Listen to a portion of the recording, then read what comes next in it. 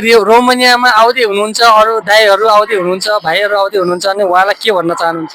उहाँहरूलाई supply company चाहिँ नपर्यो, direct company हो भने आउनुहोस्, होइन सप्लाईमा छ भने त रोमानिया त नआउँदै बेस्ट हुन्छ। किनकि मेरो भेना पनि आउँदै हुनुहुन्छ कि उहाँलाई के भन्न चाहनुहुन्छ यसो हाम्रो भेनालाई नि यसो सम्झाउने त। अब यस्तो अब कम्पनी अनुसार हुन्छ होइन, अब कम्पनी राम्रै कम्पनी पऱ्यो भने त फेरि त्यहाँ रोमानिया नि बेस्ट नै छ सेलरी। अब सप्लाईमा पऱ्यो भने चाहिँ तपाईँको छैन। तपाईँको नाम चाहिँ? मेरो नाम समुद्र अधिकारी। समुद्र अधिकारी, ओके। अनि गाउँ चाहिँ घर नेपाल? धादिङ। ओहो, धादिङको हाम्रो दाइसँग भेट भयो, धेरै खुसी लाग्यो। आज चाहिँ हाम्रो साथी नेपाली दाइहरू भेट भएको हो। आज चाहिँ जस मैले हल्का सोध्ने गइरहेको छु मान्छेहरूलाई। नेपाली दाइ हो? नेपाली। ओहो, के छ दाइ? ठिक छ नि? कहाँदेखि आउनुभयो? म रोमानियाबाट चाहिँ। रोमानियादेखिबाट आउनु भएको छ हाम्रो दाइ होइन। अनि रोमानियादेखि आउनुभयो है? हजुर। तपाईँको नाम चाहिँ? मेरो नाम समुद्र अधिकारी। समुद्र अधिकारी, ओके। अनि गाउँ चाहिँ घर नेपाल? धादिङ। ओहो, धादिङको हाम्रो दाइसँग भेट भयो, धेरै खुसी लाग्यो। अनि रोमानिया चाहिँ कति बस्नुभयो त नि? म लगभग 6 महिना जति चाहिँ बसेँ। 6 महिना? होइन 6 महिना। ए 6 मन, ओके ओके। अनि खास यहाँ आउनुको रिजन चाहिँ? यहाँ अब दिदी साथीभाइहरू सबै यतै थिए, ल यतै आउनु त भन्ने कुराहरू गरेँ। अनि 6 महिनामा ऋण तिर्सक्नु भयो? छैन नि, कहाँ तिर्नु, अलिअलि। ऋण हो। अनि त्यहाँ राम्रो काम थिएन? काम त ठिक ठिक हो, तर बढीको 13-14 घन्टा काम गर्ने भने यति स्यालेरीमा पाउनु त्यस्तो। युरोप सोचे जस्तो छैन है? युरोप अरू कन्ट्री त मलाई थाहा भएन, रोमानिया चाहिँ सोचे जस्तो रहन्छ।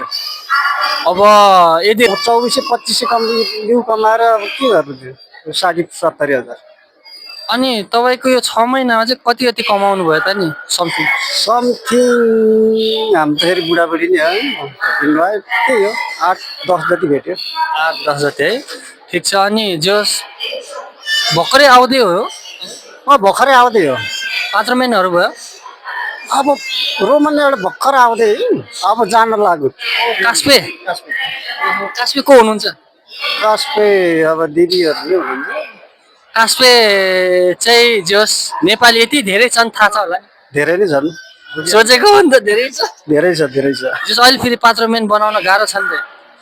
गाह्रो त गाह्रै छ। अब दिदीले भने अनुसार अब बनाइदिन्छु भन्नु? बनाइदिन्छु चाहिँ भन्नुभयो, त्यही अनुसार चाहिँ आइएको छ। अब हेरौँ के हुन्छ। अब सङ्घर्ष गर्न बाँकी छ, भर्खरै आउँदै हुनुहुन्छ दाइ। सङ्घर्ष त कति छ। जस फ्यामिली ब्याकग्राउन्ड चाहिँ अलिकति ठिक छ होला नि, छ नि त?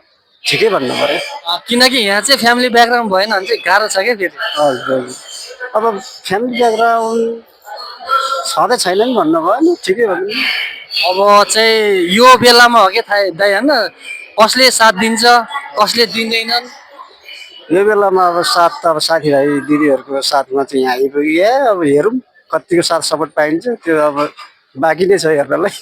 अनि जस आफ्नो मान्छेहरू चाहिँ अब छन् नि, खानदानी जस्तै आफ्नो मान्छेहरू जस्तै यहाँ कि नेपाल? होइन, जस्तो अरू कन्ट्री के तपाईँको नेपालको? नेपालको त मेरो अब ब्याक फ्यामिलीतिर त छन्, अब दाइहरू अब ठुल्ठुलै देशतिर पनि छ, जापानतिर, कोही अमेरिकातिर पनि छ। किनकि मेरो नि धेरै छन्, तर धेरैले साथ दिएन नि मलाई, त्यही भएर अब तपाईँको यस्तो हो, पैसा कमाउनु थालेपछि अब पैसाले पैसै चिन्छ भन्छ, साथ सपोर्ट भने त त्यस्तै हो सबैकै।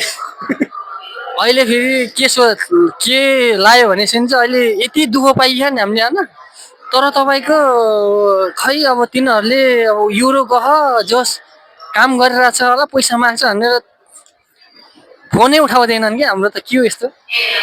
प्रायः त सबैको त्यस्तै हुन्छ। अब सबैको त्यस्तो हुन्छ भन्नु नि भएन, कसैको त्यस्तो नि हुन्छ, कसैको अब राम्रै पनि भयो। जस दाइले अब सङ्घर्ष गर्नको लागि अब धेरै बाँकी छ।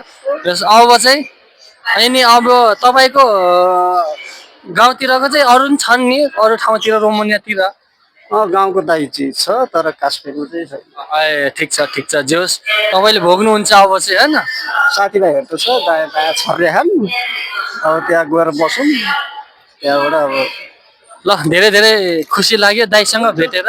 होइन मैले भिडियो पहिला चाहिँ हेर्थेँ, पछि पछि रोमन आएपछि खासै हेरेको छैन है आउँदा न हो कि ठिक छ जे होस् अहिले मैले चाहिँ हेल्पिङ इन्भेस्टमेन्ट खोलेको थिएँ होइन अनि अहिले फेरि त्यो आइडी फेरि खतम भयो क्या त्यो अर्को मोबाइलमा अर्को थियो अहिले नयाँ किनेको अनि त्यसपछि अहिले चाहिँ हेल्पिङ सन्तोष छ क्या त्यही जे त होस् ठिक छ जे होस् त्यहाँ इन्टरभ्यू लिएर त्यहाँ म यहीँ अगाडि मैले तपाईँलाई ठ्याक्क देख्दाखेरि मैले चिनिसकेको थिएँ कि भनेपछि मलाई पहिला हेर्नुहुन्थ्यो पहिला मैले हेर्थेँ अनि मेरो काम चाहिँ कस्तो लाग्यो त नि तपाईँलाई काम त अब जस्तै होइन मैले गरेको कामहरू काम त अब तपाईँले ठिक सुनाउनुहुन्छ बसेर होइन राम्रो त राम्रो नराम्रो नराम्रो झुट बोल्नुहुन्न त्यही हो झुट बोलेर फाइदा पनि छैन यति कुरा चाहिँ याद राख्नु अब मगरहरूले चाहिँ जस खासै अब हुन्छन् सबै त हुँदैनन् होइन त्यस्तो राम्रो नराम्रो हुँदैन तर एउटा न एउटा त नराम्रै हुन्छन् तर जस आफूलाई दुःख परेको भएर चाहिँ हामीले चाहिँ के हुन्छ भने चाहिँ झुट बोलेर के फाइदा हुन्छ र होइन